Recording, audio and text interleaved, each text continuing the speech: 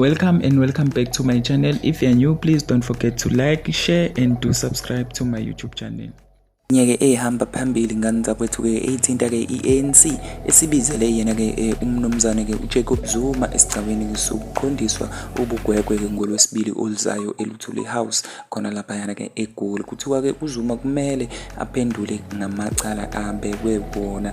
Kuthiwa ke umnomzana Zuma ke uphule ke imithetho ukuthi ke asebenzisane ke namanye ke amaqembu angewona ke umfela ndawonye weANC. Lokhu kumayelana ke nesenzo asenzile ke sokuphumela ke ubala ke ngokweseka iqembu elisha okuyiwo ke umkhonto wesizwe. Ngani zakwethu ke kuningi esingakusho ke ngalolu daba, kodwa ke mina bengicela ukuthi ke ngizwe uvo lwakho la kwi-section ngezani. Ngabe lokho ngani zakwethu ke kufanelekile yini ukuthi ke inhlanganelo ke imlandelele kangaka uZuma? Yini kanti le ephethwe ke uZuma ngaleyo ndlela ke isebelo ke bemlandela kangaka? Kodwa ke mina ngokubona kwami ngibona ngathi bayamesaba nje kwaphela.